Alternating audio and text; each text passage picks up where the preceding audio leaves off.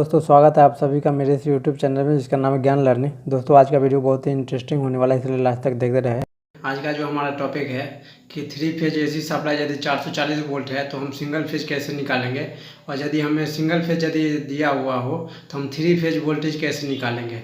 दोस्तों सपोज हमने जो है ना एक डिस्ट्रीब्यूशन ट्रांसफार्मर का जो सेकेंडरी वाइंडिंग दिया है, डिस्ट्रीब्यूशन ट्रांसफार्मर का हमने ये इंटरनली वाइंडिंग हमने दिखाया है, जिसके अंदर डिस्ट्रीब्यूशन ट्रांसफार्मर का एक है प्राइमरी वाइंडिंग जिसका अप्लाई वोल्टेज 11 kV है, 11,000 वोल्टेज है, और आउटपुट वोल्टेज जो है यहाँ पे 415 वोल्ट है, और इसके अंदर जो है ना ये सॉफ्ट आयरन कोर है। तो इसी चीज़ को हमने यहाँ पे दिखाया है। केवल हमने ये सेकेंडरी वाइंडिंग हमने यहाँ पे लिया है, जैसे ये सेकेंडरी वाइंडिंग हमने यहाँ पे लिया है। इसके बाद जो है ना एवरी फेज के बीच में जो 120 डिग्री का एंगल है, R phase Y phase B phase, B phase R phase के बीच में जो है 120 डिग्री का एंगल है ये, और इसका जो है ना जंक्शन पॉइंट है एन है, जहाँ पे एक न्यूट्रल पॉइंट बनता है। तो चलिए दोस्तों पहले हम ये समझ लेते हैं कि लाइन वोल्टेज से फेज वोल्टेज या फेज वोल्टेज से लाइन वोल्टेज हमें निकालने के लिए सबसे पहले हमें पता होना चाहिए कि इसके बारे में हमें जानकारी होना चाहिए। सपोज जैसे ये एक डिस्ट्रीब्यूशन ट्रांसफार्मर है, डिस्ट्रीब्यूशन ट्रांसफार्मर है ये।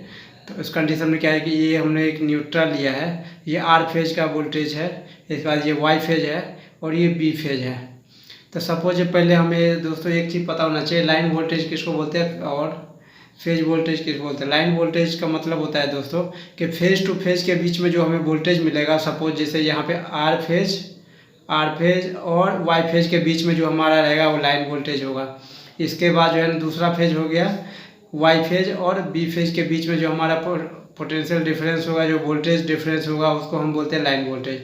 और तीसरा फेज बच गया यहाँ पे आर फेज और बी फेज के बीच में जो हमारा वोल्टेज डिफरेंस होगा उसको बोलते हैं लाइन वोल्टेज। इसी को बोलते हैं हम 3 फेज सप्लाई या फिर 2 फेज। तो यदि हमारा जो है ना लाइन वोल्टेज इसका वैल्यू यदि 440 वोल्ट यदि है तो उस कंडीशन में हमें सिंगल फेज और फेज वोल्टेज दोस्तों किसको बोलते हैं कि न्यूट्रल रेफरेंस लेकर के किसी भी एक फेज के बीच में जो हमारा वोल्टेज डिफरेंस होता है उसको बोलते हैं हम फेज वोल्टेज। सपोज जैसे यहाँ पे एग्जांपल है neutral to red equal to हो गया फेज वोल्टेज, इसके बाद neutral to Y phase equal to हो गया फेज वोल्टेज, इसके बाद neutral to B phase equal to हो गया फेज वोल्टेज। आर वाई के बीच में जो हमें वोल्टेज मिलेगा हो गया लाइन वोल्टेज। इसके बाद जो है वाई बी के बीच में जो मिलेगा वो होगा हमारा लाइन वोल्टेज। लाइन वोल्टेज मतलब आर वाई के बीच में, मतलब आर के बीच में और वाई के बीच में जो हमारा मिलेगा वो लाइन वोल्टेज हो गया। इसके बाद जो है ना वाई और बी के बीच में जो हमें मिलेगा, वाई और बी के बीच में जो मिलेगा वो हमारा लाइन वोल्टेज हो जाएगा, और बी और आर के बीच में जो हमें मिलेगा वो हो गया हमारा लाइन वोल्टेज। इसी प्रकार जो है ना फेज वोल्टेज जब हम यहाँ पे देखेंगे इस डायग्राम में, तो फेज वोल्टेज क्या होगा कि न्यूट्रल टू रेड न्यूट्रल के बीच में जो हमारा होगा, जैसे रेड और न्यूट्रल के बीच में जो हमारा हो गया फेज वोल्टेज। येलो और न्यूट्रल के बीच में जो हो गया हमारा वो फेज वोल्टेज। और इसके बाद जो है यहाँ पे ब्लू और न्यूट्रल के बीच में जो हमारा हो गया फेज वोल्टेज। तो दोस्तों एक फार्मूला होता है कि जब भी हमें लाइन वोल्टेज निकालना होता है तो √3 से जब हम मल्टीप्लाई कर देंगे तो हमारा लाइन वोल्टेज निकल जाएगा। √3 का मान जहाँ पे क्या है 1.732 है। सपोज यदि 3 फेज एसी सप्लाई का वोल्टेज यदि 440 वोल्ट है तो उस कंडीशन में क्या करेंगे, यहाँ पे लाइन वोल्टेज निकालेंगे इस फार्मूले की सहायता से। यहाँ पे 440 वोल्ट है यहाँ पे, इस बार √3 मल्टीप्लाई बाय फेज वोल्टेज हो गया।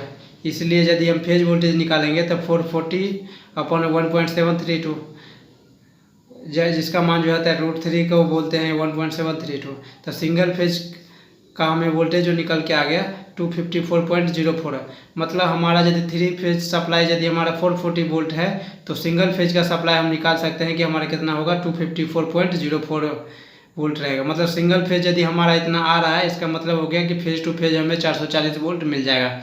या फिर यदि 3 फेज सप्लाई यदि हमें 440 वोल्ट यदि मिल रहा है तो उस कंडीशन में हम जो है ना बिना मेजरमेंट किए ही हम पता कर सकते हैं कि हमें जो है फेज टू न्यूट्रल के बीच में कितना वोल्टेज निकलेगा। जैसे यहाँ पे 254 वोल्ट निकलेगा। इसी प्रकार यदि हमें सिंगल फेज वोल्टेज यदि हमें पता हो तो 3 फेज वोल्टेज हम निकाल सकते हैं। सपोज जैसे यहाँ पे सिंगल फेज सप्लाई यदि 220 वोल्ट है तो उस कंडीशन में जब हम 3 फेज वोल्टेज यदि हम निकालेंगे तो क्या करेंगे कि ओनली केवल √3 से यदि हम मल्टीप्लाई कर देंगे तो हमारा जो है कि लाइन वोल्टेज निकल जाएगा। तो √3 का मान 1.732 और फेज वोल्टेज यहाँ पे कितना है कि 220 हमने यहाँ पे लिया है। तो 220 से जब हम मल्टीप्लाई कर देंगे तो 381.04 वोल्टेज, मतलब हमारा आ गया कि फेज टू फेज वोल्टेज कितना हो गया 381। यदि हमारा सिंगल फेज की सप्लाई यदि 220 वोल्ट यदि दे रहा है तो 3 फेज जब भी निकालना हो तो हमें √3 से जब हम मल्टीप्लाई कर देंगे तो हमारा 3 फेज वोल्टेज सप्लाई मिल जाएगा। दोस्तों इस तरीके से जो है ना 3 फेज सप्लाई जो है ना लाइन वोल्टेज कितना निकल गया 381.04। कि जब भी हमें जो है सिंगल फेज 3 फेज जब हम निकालना हो तो इसमें जब हम √3 से जब हम मल्टीप्लाई कर देंगे तो हमारा 3 फेज का निकल जाएगा। और यदि 3 फेज से यदि सिंगल फेज यदि निकालना हो तो उस कंडीशन में √3 से जो हम भाग दे देंगे तो हमारा जो है ना सिंगल फेज का निकल जाएगा। कि सिंगल फेज से 3 फेज वोल्टेज यदि निकालना हो तो उसमें मल्टीप्लाई कर देना है 1.732। और यदि 3 फेज से सिंगल फेज यदि निकालना हो, सिंगल फेज वोल्टेज सप्लाई यदि निकालना हो तो 1/1.732 से यदि हम गुणा कर देंगे या फिर जो है ना हम भाग दे देंगे 1.732 तो हमारा जो है सिंगल फेज का वोल्टेज सप्लाई मिल गया।